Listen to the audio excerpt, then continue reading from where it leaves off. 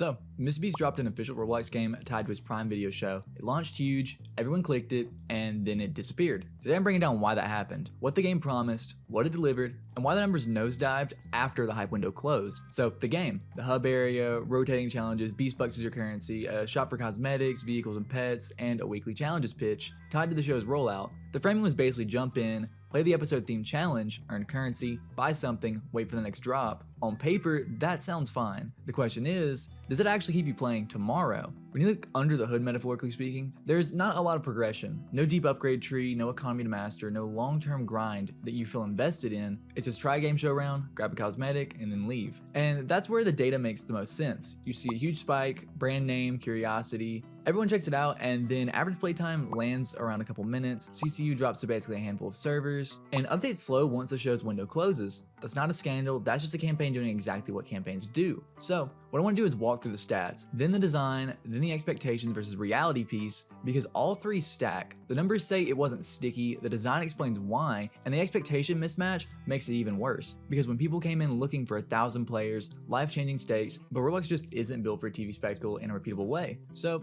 let's get into the launch curve at first, so we have a baseline to work from. So here's what the numbers actually looked like. Beast Games peaked at around 13,500 concurrent players on January 17th. Total visits, just under 25 million, which sounds huge until you look at the other stat average playtime right around 3 minutes. That's your red flag. 3 minutes means the majority of players were loading in, maybe trying a challenge, maybe poking around the shop, and then leaving. Compare that to something like Adopt Me or Brookhaven where average sessions are 20 to 30 minutes long. The difference is massive. And it didn't take long for that curve to crash. Once the Prime Video promo cycle wrapped up, active players dipped fast. Nowadays, you'll see maybe a handful of servers running, sometimes even the Roblox page showing no running experiences. That's not just a dip, it's a complete fall off. And it makes sense. The initial spike was all brand power. Mr.Beast's name, a tie-in show, codes for rewards, it was enough to get millions of sessions, but brand power can't hold people for more than a single session. Once you take away the novelty, the only thing left is whether the game has a reason to keep you logging in, and Beast Games just didn't. So, now you've got the numbers on the table, let's actually look at what you did in the game, because that explains why play sessions were so short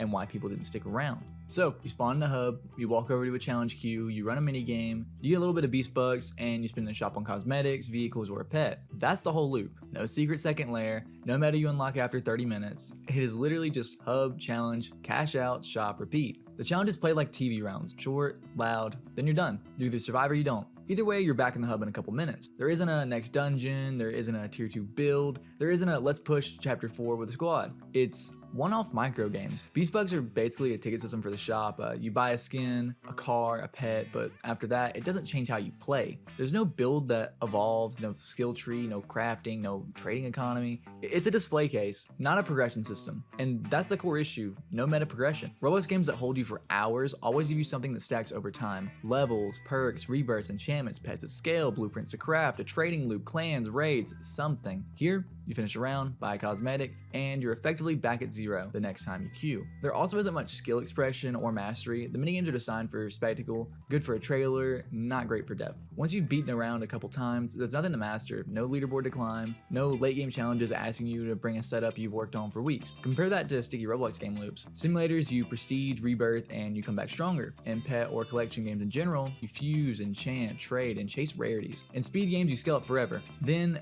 event will reset you, keeping you coming back. In social sandboxes, you have a reason to log in daily. Streaks, trading hubs, clans, player market. Beast Games doesn't plug into any of that. No streaks, no dungeons, no guilds, no player economy, no creator collabs, no seasonal rewards. It's a TV round you can replay, and once you've seen it, you've seen it. So if your first session looks like this, queue a challenge, win or lose, grab a small payout, buy cosmetic you'll barely notice next round, your second session will look exactly the same. That's why the average playtime lands around a couple minutes. It's not that people hated it, it's that there's nothing to dig into. And this is where the expectation versus reality gap makes everything worse. The show sells 1,000 contestants, life-changing stakes. Roblox reality is 100 player servers, quick rounds, low stakes, and no persistent climb. If you came in expecting TV level drama, you leave even faster once you realize it's just a set of mini games. So here's the big mismatch. On the Prime Video side, the pitch is insane. 1,000 players, life-changing prize money, tension stacked higher every episode. That's the kind of scale that makes great for TV. But inside Roblox, you're capped at 100 players per server. And you're not playing for anything close to that level of stakes. You're grinding Beast Bucks for cosmetics. And that's where people felt the disconnect. The TV show sells spectacle. The Roblox version, is a light sampler. If you came in expecting a shot at something that felt like the show, you walked away realizing that this was really just a promotional tie-in with some minigame. And when the gameplay loop is already shallow, no long-term grind, no systems to master, that kind of expectation mismatch makes it even worse. Players check it out, realize it's not what they thought, and leave even faster than they joined. That's why those 3 minutes of average playtime makes sense. Curiosity gets you in the door, but if your first 10 minutes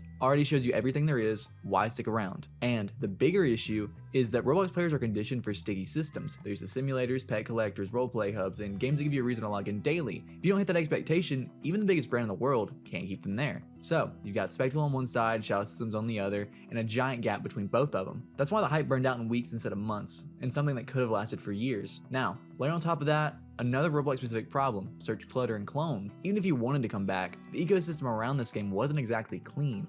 If you're a casual player and you type in Mr.Beast on Roblox, what do you see? Not just the official Beast games, you get Mr.Beast Tycoon, Beast Obby, Beast Simulator, random Beast Games Inc. groups, basically a wall of noise. And here's the problem, some of those clones have been around way longer. They already had traffic pipelines, clickbait thumbnails, or simply lucked out on the algorithm. So for a lot of kids searching, they may not have even ended up in the official Beast games at all. There's also the trust issue. Roblox has always had problems with copycats and keyword spamming. For a casual parent or kid who just heard Mr.Beast is a Roblox game, landing on the wrong one feels cheap and sketchy. That kind of confusion can tank a brand's world's momentum fast. And to be fair, this isn't unique to Mr.Beast. Every brand of game on Roblox had to fight this battle. Nike had it with Nike Land, Vans had it with Vans World. Once you drop a big IP, the clones flood the search results. Unless Roblox itself cleans up the algorithm, brand games are always going to leak traffic to knockoffs. So, you've got three things stacked: shallow design, expectation mismatch, and search clutter pulling traffic away. And this all feeds into a bigger pattern. The way Roblox's brand experience work, they spike, then fade, unless there's a real retention plan behind them. That's the pattern Beast Games fell into.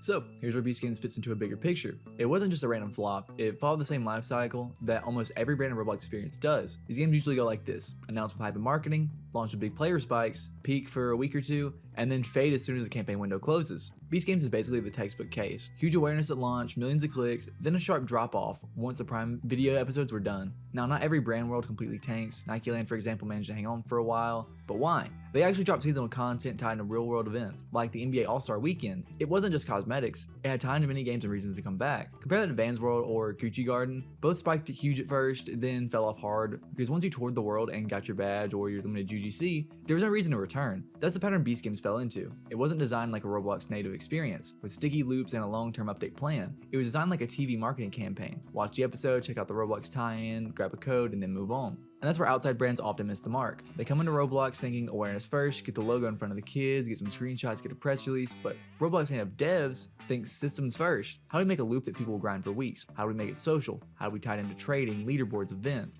And this sort of brings us to the next piece, how players actually talked about it once the hype cooled down. And if you look at how people reacted, the story lines up with what we've already seen in the data. A lot of the commentary on YouTube boiled down to the same few points: fun for one session, then nothing to grind for. Expectation didn't match a TV show. No updates once the campaign window closed. On Reddit, players even said, I loaded in, played one challenge, and left. That's literally the 3-minute average playtime showing up in text form. And you had people confused whether they were in the real Beast games or one of the clones. For some casual players, their first impression wasn't the official game at all, which makes the whole thing look even cheaper. What's interesting is that the backlash wasn't really about the mechanics being bad. It was about there being nothing else after the first try. Players weren't angry, just underwhelmed, which is often worse for retention. So, at this point, you've got brand hype getting people in, a shallow loop pushing them out, and community perception sealing it shut. And that all leads to one more layer: the update cadence, or really the lack of one once the show wrapped up.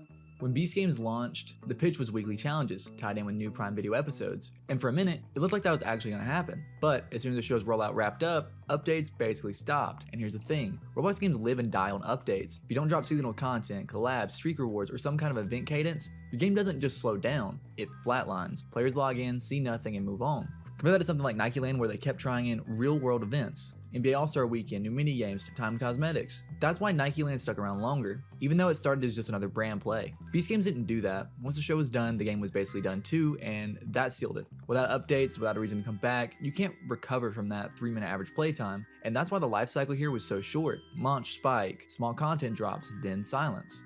So, what could have actually made this last? Because the problem wasn't that Beast Games was broken, it's that it wasn't built like a Roblox native game. First off, some form of progression. Roblox players are wired to chase upgrades, XP bars, perks, rebirths, pets that evolve. If Beast Games had even a light skill tree or some kind of evolving sync, you'd have players grinding instead of just cashing out for cosmetics. Second, social glue. Things like clans, leaderboards, or even just competitive ladders. Imagine if you could climb a weekly Mr.Beast leaderboard and actually get rewards for placing high. That would have turned Spectacle into something worth grinding for. Then, there's event cadence. The whole hook of the show was basically weekly episodes. Tie that directly into Roblox with timed drops, seasonal passes, or UGC rewards, and suddenly players have a reason to log in every week to see what's new. And finally, community collabs. Roblox thrives on creators and YouTubers, letting devs or influencers design their own Beast-style challenges. And finally, community collabs. Roblox thrives on creators and YouTubers, letting influencers design their own Beast-style challenges would have made this feel like part of the platform, not just an ad dropped on top of it. That's the key difference. Brands come in thinking awareness first, Roblox devs think systems first. If Beast Games had just one sticky system layered under the Spectacle,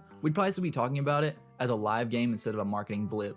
At the end of the day, Beast Games didn't fail because it was buggy or unplayable. It failed because it wasn't really built like a Roblox game. It was built like a campaign. The show's job was hype, big numbers, big stakes, life-changing prizes. The Roblox version's job was awareness. Get kids to load in, see the hub, maybe grab a cosmetic, and then move on. And that's fine if all you want is a marketing bump. But if you want a Roblox game that lasts, you can't just ship Spectacle, you have to ship systems. That's the lesson here. Outside brands come in thinking about reach and eyeballs. Roblox native devs think about streaks, grinds, clans, trading systems that keep people coming back tomorrow. One mindset gets you a spike, the other gets you a community. And Beast Games is a perfect example of what happens when you pick the first one. Huge launch, millions of clicks, and then a flatline.